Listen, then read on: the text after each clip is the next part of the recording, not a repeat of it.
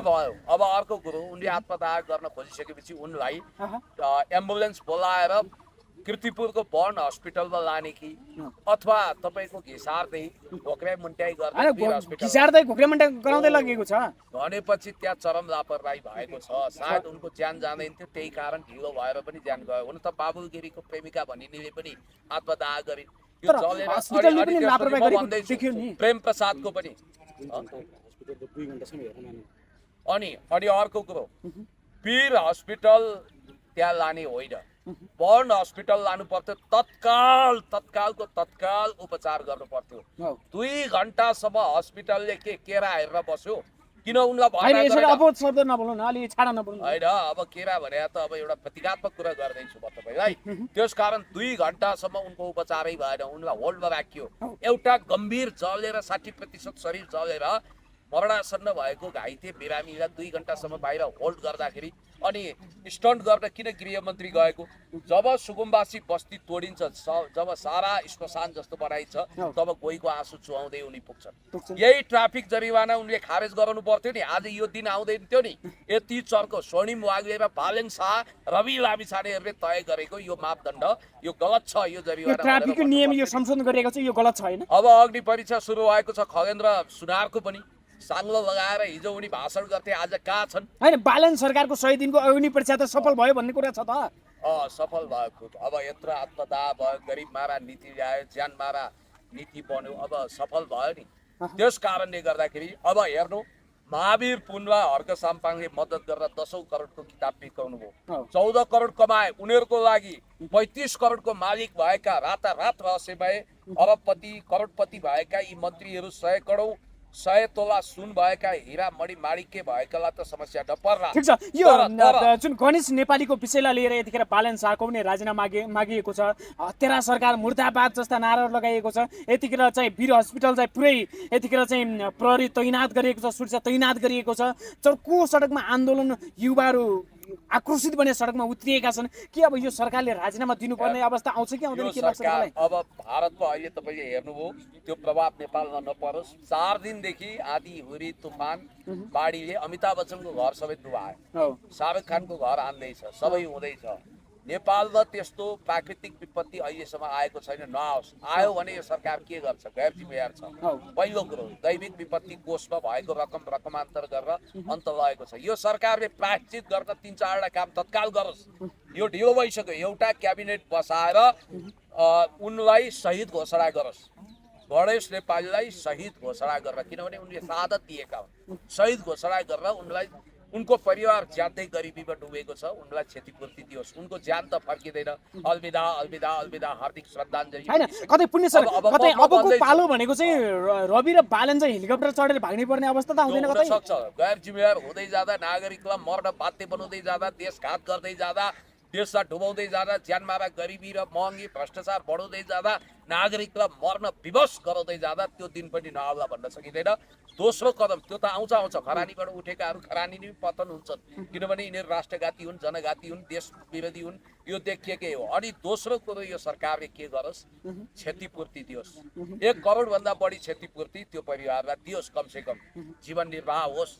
अब तेस्रो कुरो भनेको तपाईँलाई म भन्छु कि अहिले ज्यानमारा यो ट्राफिक नियम अहिले क्यान्सल गरेन र पुरानै अवस्थाको ट्राफिक नियम लागू गरेन भने नजाने अरू कैयौं सैकडौं गणेश नेपालीहरूले आत्मदाह गर्न सक्छन्। त्यसकारण उनको बलिदानको एउटा सन्देश हेर्नु, उनले त नेपालीलाई यो दण्ड जरिवानाबाट मुक्त गर्न बलिदान गरे जस्तो हो। यो सरकारले चाहेको भए अहिले क्याबिनेट राखेर यी निर्णयहरू गरिसक्थ्यो। इट्स टु लेट, ढिलो भइसक्यो। तैपनि मेरो यो भिडियो हेरेर किञ्चित उसको बुद्धिको भाँडोमा बिर्को लागेको छ, त्यो उग्रियो भने, उसको बुद्धि पलायो भने यो काम गरोस् र यो जुन ज्यानमारा ट्राफिक जरिवाना तुरुन्तै क्यान्सल गर्नुपर्छ। अनि अर्को, महावीर पुन्जी तपाईमा एक त गरिबको बस्ती तोडिदा त्यो त हुकुमवासी ठिकै छ, तिनीलाई तोड्नु राम्रो हो, त्यहाँ डोजर चलाउनु पर्छ भन्नुहुन्छ। तपाई पनि पूर्णतया रासपाको डिप स्टेटमा छिरिसक्नु हो। उनीहरूकै बी टिम। उहाँ कति अमानवीय र क्रूर हुनुहुँदो रहेछ, मानवीय संवेदना नभएको मान्छे। र उहाँको एउटा अभिव्यक्ति हेरौँ। ल सुनिहाल्नु त। नेपालीलाई एक दुईपल्ट तर्साउने गर्छ है किनभने नेपालीलाई एकदमै नतर्साएसम्म यता दक्षिणे जात होइन यो नेपालीको जात भनेको होइन हटेरी हुन्छ होइन त्यसैले एक दुईपल्ट तर्साउनलाई 50,000 50,000 जरिवाना राखेको छ त्यो चाहिँ ठिकै छ जस्तो लाग्छ होइन यो तर्साउनको लागि हो कि ज्यान लिनको लागि बनाइएको रहेछ महावीर पिँढीले त तर्साउनको लागि बनाउनु यहाँ त ज्यान गइसक्यो यहाँ मरिसक्यो भिडियो हेर्नु भने मृत्यु भइसक्यो जेल पनि हाल्नु पर्छ भनेका छन् यो उनीहरूलाई पो 50,000 लाख रुपियाँ भने हराउँदा खल्ती चुइदा पनि केही हुँदैन हो। तर एउटा सीमान्त वर्गको मान्छेलाई 500 रुपियाँ पनि कति महत्त्वपूर्ण हुँदो रहेछ जम्मा 80 रुपियाँ दाम रहेछ उनको दाजुको गोजीमा भाइको उपचार गर्न नसक्ने अवस्थामा रहेछन् भन्ने बित्तिकै अहिले गोहीको आँसु चुहाएर हुन्छ हिजो गोहीको आँसु चुहाएर नाटक गर्ने अनि वीर हस्पिटलमा ओहोर र दोहोर गरेर फिल्मी स्टन्ट गर्ने यिनै गृहमन्त्रीलाई म सोध्न चाहन्छु यो सरकारवालालाई अब जुन गणेश हजुर सुनिल लम्साल हेर्नु त त्यहाँ प्रश्न सोधेको छ यस्तो अवस्थामा आत्मदाहको प्रयास गरेका छन् के भन्नुहुन्छ भने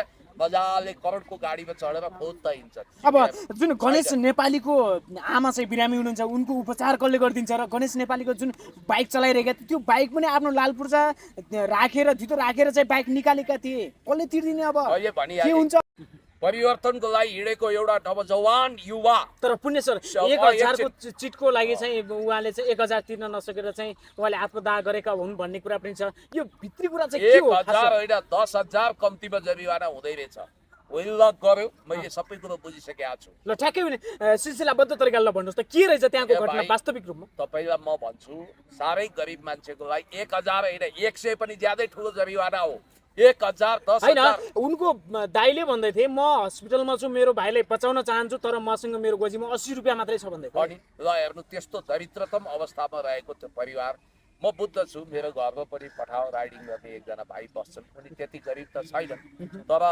आफूले कमाएर खानुपर्ने अवस्था त छ नि त हातमुख जोड्न त्यही मेहनत गरेर 10 डङ्ग्रा खियाएर उनले वास्तवमा आफ्नो र परिवारको ज्यान पालेका थिए आमाको उपचार गरेका थिए ती स्वाभिमानी युवाको हृदयमा चोट लाग्छ त्यहाँ ट्राफिक महिला प्रहरीसँग बाजाबाज भएको कुरा पनि आएको छ यहाँ केही मान्छेहरू महानगरमा सुनिताजीलाई दोषारोपण गरेर पानीमाथिको ओभानु पर्नु कतिको सुनिता डङ्गोल चाहिँ कतिको भागीदार हुनुपर्छ र नगर प्रहरी प्रमुख कतिको भागीदार हुनुपर्छ सुनिता डङ्गोल अब सुनिता डङ्गोलको स्कुलिङमा चाहिँ नगर प्रहरी चल्ने हो नगर प्रहरी चाहिँ नगर प्रमुख के अरे नगर प्रहरी प्रमुखको नेतृत्वमा नि चलेको हुन्छ खास यो कुरो चाहिँ कसरी भयो एउटा कुरा के छ भने सुनिता डङ्गोल कार्यवाहक मेयर हो अब सग्लो फुल फ्लेजेज मेयर त बालेद शाह हुनुहुन्थ्यो अहिले प्रधानमन्त्री हुनुहुन्थ्यो हो। यी नियमहरू लगाउने सङ्घीय सरकारले हो ट्राफिक जरिवाना तोक्ने भनेको ट्राफिक प्रहरीले सङ्घीय सरकारको निर्देशनमा हो सङ्घीय सरकारले निर्धारण गरेको 50,000 लाख 1,000 10,000 यो जरिवाना जम्मै उसले निर्धारण गरे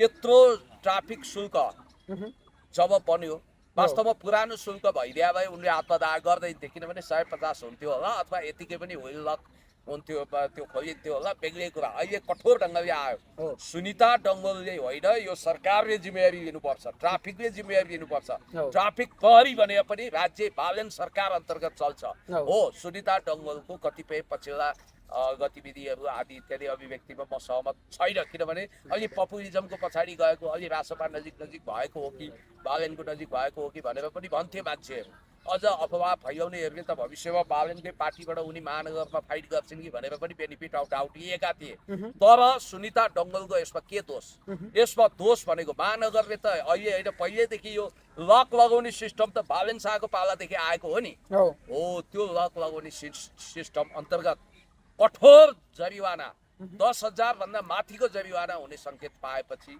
ती गणेश नेपाली बाबुले पेट्रोल खनाए र आत्मदाह गरे उनको बलिदानले अझै पनि यिनले चेतेका छैनन् एउटा कुरा म तपाईँलाई भन्न चाहन्छु अब यतिखेर नगर प्रहरी चाहिँ 3 जना चाहिँ यतिखेर पक्राउ गरिएको छ सोधपुछको लागि भद्रकाले बोलाएको छ र अब सुनिता डङ्गोलको पनि राजीनामा माग गरिएको छ यसलाई यो विषयलाई कसरी हुन्छ अब नगर प्रहरी ती 3 जना चाहिँ कारबाहीमा अगाडि कारबाही हुन्छन् हुँदैन कारबाही गर्नु पर्छ कि पर्दैन नगर प्रहरी जो कारबाहीको राडारमा चढेका छन् तिनलाई कारबाही हुन्छ होला होस् तर मुख्य दोषी नगर प्रहरी मात्रै होइन यो राज्य हो भन्दैछु म कज एन्ड इफेक्टमा जानु हो गणेश नेपाली जस्तो एउटा दलित शिल्पी समुदायको होनार युवा उनी पनि सांसद हुने क्षमता राख्दै होलान्। हो उनले आत्महत्या गर्नु पछाडि ट्राफिक चर्को जरिवाना ज्यानमारा जरिवाना हो।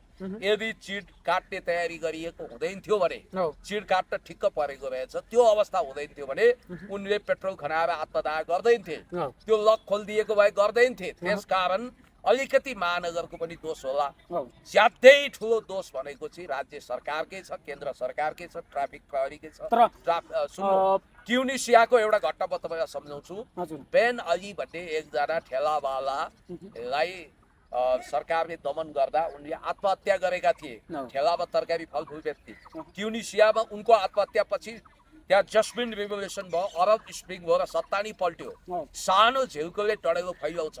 यसै पनि होल्डिङ सेल्टरमा रहेका कयौँले आत्महत्या गरिसकेका छन्। हिजो एकजना महिला त त्यहाँ डुबेरै मरिन्। कहीँ अब खानै नदिइकन खेदेका छन्। यस्तो अमानवीय अपराध गर्ने गरिब बाबा देशघाती, देशले मिच्दै नमिचेको जमिन पनि भारतको हामीले मिचेका छौँ भन्ने राष्ट्रघाती अभिव्यक्तिले यो सरकार र यो सरकारलाई टेको पुडो लगाउने रवि लामिछाने सबै जिम्मेवार छन्। यो सरकार भुइँ मान्छे गरिब दुखीको छ सरकार यो देखिएन हैन? सरकार र रासोपा दुवै अमानवीय छ, दुवै नाटक गर्न सिपालु।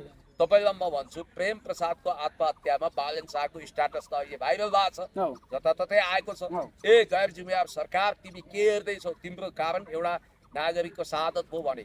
अनि रवि लामिछानेले त प्रेम प्रसादजी हामी माफी माग्छौँ, तपाईँको शहादत भयो, तपाईँलाई हामीले बचाउन सकेनौँ भन्नुभएको छ। आज त्यही अभिव्यक्ति उनीहरू किन दिँदैनन्? हो। देश तथा विकास समृद्धिको पक्षमा जानुपर्ने उनीहरू आज किन गैर जिम्मेवार भएर हिँडिरहेका छन्? त्यस कारणले गर्दाखेरि म तपाईँलाई के भन्छु भने यसमा चाहिँ यो सानोतिनो घटना होइन। सायद अब उनको पोस्टमार्टम पछि या पशुपतिको दाह संस्कार गर्दा यही होला अथवा आफ्नै जिल्ला लगिएला के होला। हो। तर एउटा कुरा पक्का के हो भने यो सरकारले ज्यानमारा गरिब मारा दण्ड जरिवाना कायम गरेकै हुनाले गणेश नेपालीको आत्मदाह तर अब उनको पुलिस सर मैले तपाईँलाई आत्मदाह लगत्तै पुलिस सर मैले तपाईँलाई एकैछिन रोकेँ। जुन तर बाइकमा चाहिँ त्यो जुन हुल चाहिँ त्यो लगाउन मिल्ने, तर प्रहरीले के अरे गणेश नेपालीले बाइकबाट पेट्रोल निकाल्ने अनि बत्तलमा हालन्जेल अनि आफ्नो शरीरमा खन्याउन्जेल लाइटर खुजन्जेलसम्म चाहिँ र त्यो बाइक लिन चाहिँ नगर प्रहरी चाहिँ ट्रक लिएर आउने अनि त्यो युवालाई चाहिँ बाइकबाट पेट्रोल निकाल्नुन्जेल रोक्नु पर्दैन?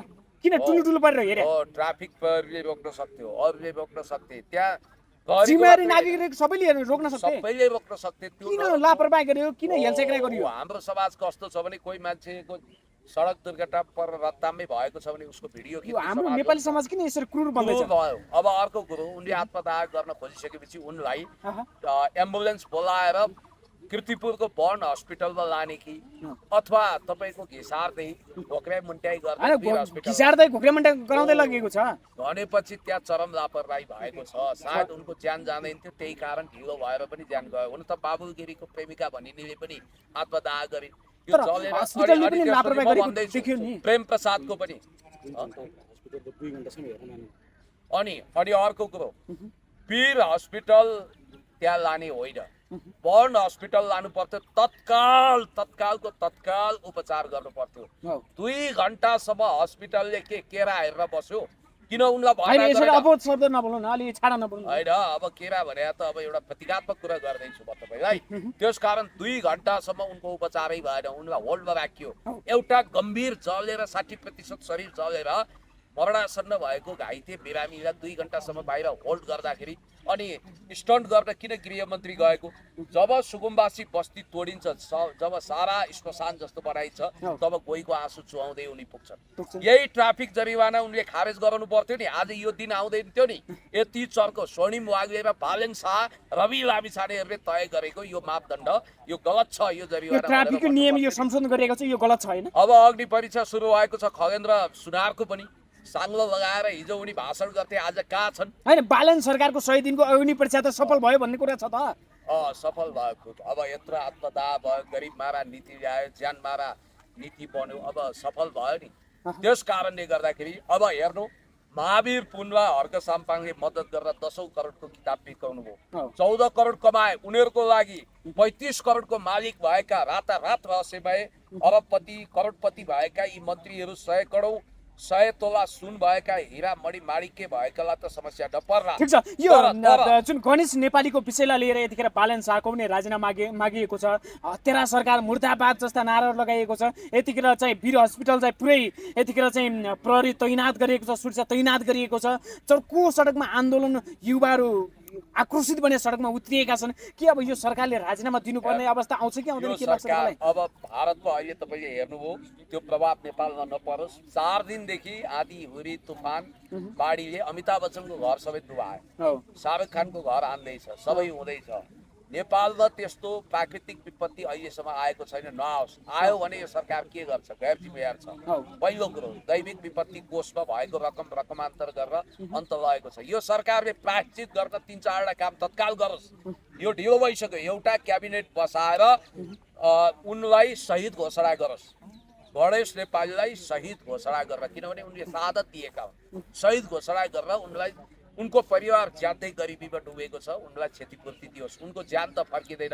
अलविदा अलविदा अलविदा, हार्दिक श्रद्धाञ्जली। होइन, कतै पुण्य सर, अब कतै म अबको भन्दैछु। पालो भनेको चाहिँ रवि र बालन चाहिँ हेलिकप्टर चढेर भाग्नै पर्ने अवस्था त आउँदैन हुन कतै? सक्छ। गैर जिम्मेवार हुँदै जाँदा, नागरिकलाई मर्न बाध्य बनाउँदै जाँदा, देशघात गर्दै जाँदा, देशलाई डुबाउँदै जाँदा, ज्यानमारा गरिबी र महँगी भ्रष्टाचार बढाउँदै जाँदा, नागरिकलाई मर्न विवश गराउँदै जाँदा त्यो दिन पनि नआउला भन्न सकिँदैन।